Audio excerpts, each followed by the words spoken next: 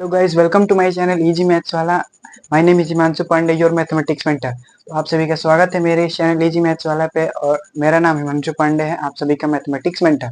तो फ्रेंड्स, हम लोग आज एक ऐसे टॉपिक के बारे में डिस्कशन करने वाले हैं। ऐसे टॉपिक, एक ऐसा कॉन्सेप्ट समझेंगे जो कि आपके सीबीएसई बोर्ड की एग्जाम में 110% आने ही वाला है। और मैं खुद नहीं, ये आपका पेपर, आपका एग्जाम खुद बोलता है, हर साल आता है और इस साल भी आएगा। इससे पिछले साल भी आता है, आया था, आता रहेगा। आता रहेगा ये तो नहीं बोल सकता, लेकिन आएगा जरूर, इस साल जरूर आएगा। क्वेश्चन क्या है, तो आप लोगों ने बहुत ही डीपली सुना होगा इसके बारे में, इरेशनलिटी के बारे में, कि कोई भी रेशनल नंबर दिया जाएगा और उसको आपको इरेशनल प्रूफ करना होगा। वेदर इट इज √2, √3, √5, √7, कोई भी रेशनल नंबर दिया जाए। इरेशनल नंबर होता क्या है कि इरेशनल नंबर वैसे number that can not be written in the form of p by q. मतलब कि पी बाई क्यू कोई फ्रैक्शन के रूप में ना लिखा जा सके। और इन ये नॉन टर्मिनेटिंग होते हैं। नॉन टर्मिनेटिंग मीन्स कि यदि इन लोग को हम डिवाइड करते हैं डेसिमल के बाद, कोई भी डेसिमल के बाद इनके रुकता नहीं है पॉइंट, कुछ नंबर बढ़ते जाते हैं, कुछ ना कुछ लिखा जाएगा 8, 7, मतलब इनफाइनाइटी तक जाते हैं। मतलब इनका कोई फिक्स डेसिमल पॉइंट रुकता नहीं है, कहीं रुकता नहीं है, नॉन टर्मिनेटिंग होता है। इसीलिए इनको इरेशनल बोलते हैं और इन्हीं को इरेशनल प्रूफ करना है। और इस वीडियो में मैं बहुत ही इजीली और बहुत ही अच्छे तरीके से ऐसे समझाऊंगा, आपको समझना है। और यदि ना समझ में आए, एक बार और ट्राई कीजिए, और उसके बाद भी ना समझ में आए तो इसको लर्न कर लीजिए। 2 कॉपी वहां पे जाकर छाप दीजिएगा, क्योंकि ये क्वेश्चन आने ही वाला है, पक्का से पक्का जरूर आएगा। तो इस वीडियो को ध्यान से देखिएगा, और यदि वीडियो अच्छी लगती है तो लाइक शेयर जरूर कीजिएगा। तो चलिए स्टार्ट करते हैं हम लोग अपने वीडियो को। तो यहाँ पे क्या करना है, √2, √3 कोई भी रेशनल है, प्रूफ करना है। तो सबसे पहले हम लोग उसका उल्टा सोचेंगे। कोई भी, मान लीजिए मैंने उठा था √3 को, कोई भी एक समझाऊंगा, बस उसी का नंबर चेंज कर देना है, वैसे ही होगा, सब सब वैसे ही होगा।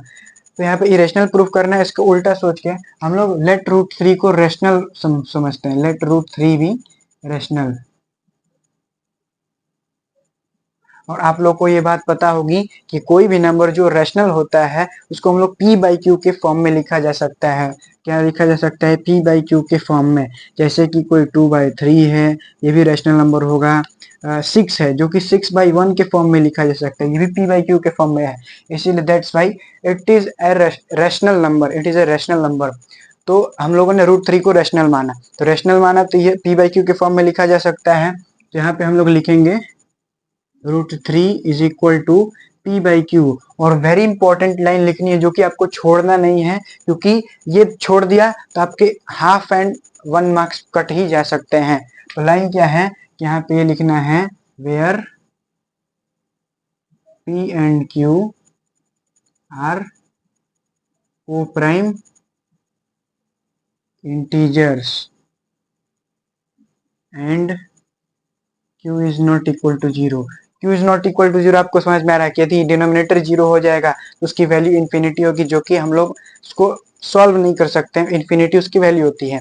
को प्राइम क्या है? को प्राइम, तो को प्राइम समझते हैं कि यहाँ पे दिया है P और Q को प्राइम होना चाहिए। को प्राइम मीन्स कि दोनों जो दो इंटीजर से P और Q, दोनों का कॉमन फैक्टर 1 होना चाहिए। मतलब क्या, ये P है, ये Q है, दोनों कॉमन फैक्टर 1 होना चाहिए। 1 मीन्स कि दोनों 1 से डिवाइड होना चाहिए और कोई नंबर से डिवाइड नहीं होना चाहिए। यदि और कोई नंबर से डिवाइड होता है तो दैट इज नॉट को प्राइम इंटीजर। तो आप लोग को समझ में आ गया होगा पी और क्यू को प्राइम इंटीजर क्यों, कि दोनों बस कॉमन फैक्टर 1 होना चाहिए। जैसे 3 और 5 दोनों को कौन डिवाइड कर सकता है? 1। दोनों का 1 को छोड़ के और कोई नंबर इनको डिवाइड नहीं कर सकता है। तो ये को प्राइम इंटीजर। को प्राइम हमेशा पेयर में होते हैं, सिंगल नंबर नहीं होता है। 5 ये तो प्राइम नंबर है, 7 प्राइम नंबर है, लेकिन 3 एंड 5 ये को प्राइम नंबर्स हैं। 5 एंड 7 को प्राइम नंबर से, 5 6 को प्राइम नंबर से। तो ये बात ध्यान रखिएगा, को प्राइम नंबर हमेशा पेयर में आते हैं, पेयर में।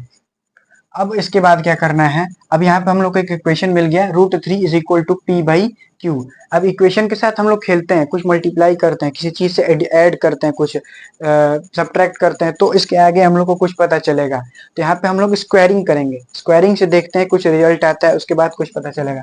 तो ऑन स्क्वायरिंग बोथ साइड, एकदम सेम टू सेम वैसे ही आप लोग, जैसे मैं लिख रहा हूँ वैसे ही आपको अपने पेपर में लिखना है। स्क्वायरिंग करते हैं तो ये √3 का स्क्वायर 3 हो जाएगा, ये p स्क्वायर हो जाएगा, ये q स्क्वायर।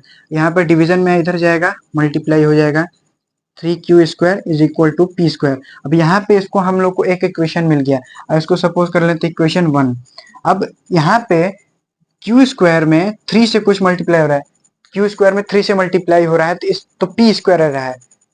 क्यू स्क्वायर में 3 से मल्टीप्लाई हो रहा है तो पी स्क्वायर। यहाँ पे कुछ समझ में आ रहा है आप लोग को कि 3 में कुछ मल्टीप्लाई कर रहे हैं तो पी स्क्वायर, इसका मतलब कि ये 3 के टेबल में पी स्क्वायर आ रहा होगा, ये पी स्क्वायर 3 के टेबल में आ रहा होगा। 3 के टेबल में आ रहा है तो 3 डिवाइड भी करेगा उसको, तो इसका मतलब कि 3 divides P square, 3 divides P square. और आप लोग के 10th के मैथ्स के बुक में एक थ्योरम दी गई है जिसमें लिखा गया है कि कोई भी इंटीजर, कोई भी प्राइम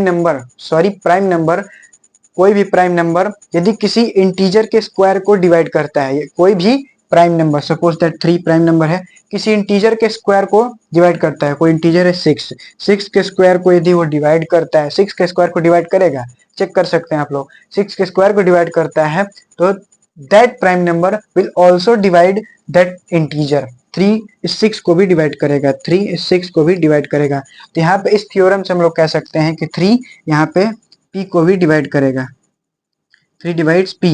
अब 3 p को डिवाइड कर रहा है, इसका मतलब कि p में कुछ मल्टीप्लाई हो रहा है, 3 में कुछ मल्टीप्लाई हो रहा है तो p आ रहा है, 3 में कुछ मल्टीप्लाई हो रहा है तो p आ रहा है।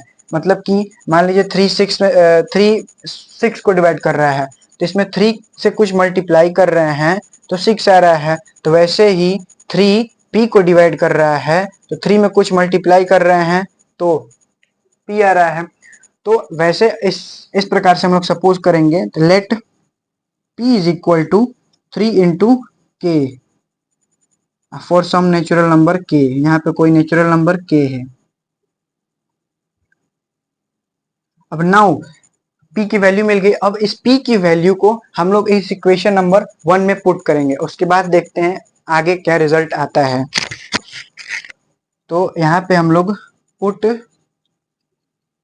Value of p in equation 1। p की वैल्यू क्या है 3k। अब p के यहाँ पे p की जगह पर रख देते हैं तो यहाँ पे 3q square is equal to p क्या है, p की जगह पे 3k होल स्क्वायर, यहाँ पे हो जाएगा 3q square is equal to 9k square.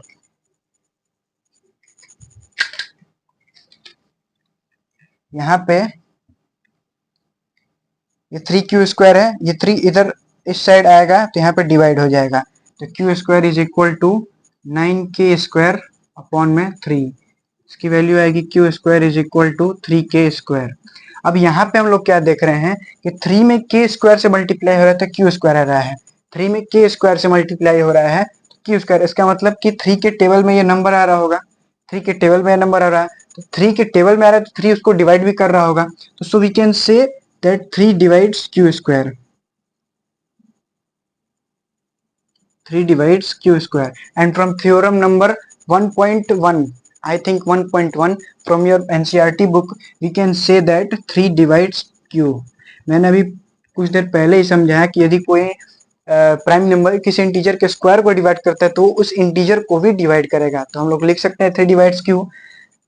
तब यहाँ पे हम लोग क्या देखते हैं कि 3 यहाँ पे p को भी डिवाइड कर रहा है, 3 यहाँ पे q को भी डिवाइड कर रहा है, लेकिन हम लोगों ने इससे पहले क्या सपोज कर रखा था कि p और q को प्राइम है। को प्राइम मीन्स कि 1 से छोड़कर और कोई नंबर डिवाइड नहीं कर सकता, तो यहाँ पे हमारा जो एजम्पशन है रॉन्ग होगा, तो यहाँ पे कुछ गलत ही खेल हो रहा है। क्या हो रहा है कि p और q को हमने को प्राइम समझा था, को प्राइम मीन्स कि 1 को छोड़कर और कोई नंबर डिवाइड नहीं कर सकता, केवल 1 से डिवाइड हो गया। लेकिन हमने जब यहाँ पे कुछ इस इक्वेशन के साथ खेल किया, छेड़छाड़ किया, तो हमने क्या पाया कि p को 3 भी डिवाइड कर रहा है, q को 3 भी डिवाइड कर रहा है, तो so we can say that our assumption is wrong। So our assumption is wrong because both p and q are divisible by 3। Therefore we can say that, तो हम लोग कह सकते हैं कि √3 इज इरेशनल। रैशनल हम लोगों ने सोचा रैशनल हम लोगों को रख के देखा, जब उसके साथ इक्वेशन में कुछ खेल किया उसके साथ, तो हम लोगों ने पाया कि रैशनल जो यहाँ पे को प्राइम होना चाहिए, तो ये 1 को छोड़कर और नंबर से डिवाइड हो रहा है, तो यहाँ पे हम लोग रैशनल नहीं बोल सकते। जब रैशनल नहीं होगा तो 2 टाइप्स के नंबर ही होते हैं, रैशनल इरेशनल, तो यहाँ पे इरेशनल होगा। तो इस प्रकार से आप लोगों को कोई भी नंबर इरेशनल नंबर मिलता है, √2, √3, √5, √7 कुछ भी मिलता है, जो यहाँ पे मैंने नंबर रखा है, जो इंटीजर रखा है 3, 3 जहाँ रखा है वहां पर आप लोग 3 के जगह पे जो नंबर दिया जाएगा बस वो रख दीजिएगा, आपका कोई भी गलत नहीं काट सकता। और यदि आप लोग को समझ में आ गया होगा तो अच्छी बात है, नहीं समझ में आया तो एक बार और देखिए इस वीडियो को, और उसके बाद भी नहीं समझ में आया, कोई डाउट रह जाता तो कमेंट सेक्शन में जरूर लिखिएगा। और सेम टू सेम ऐसे ही आप लोग को अपने एग्जाम में जाके लिखना है।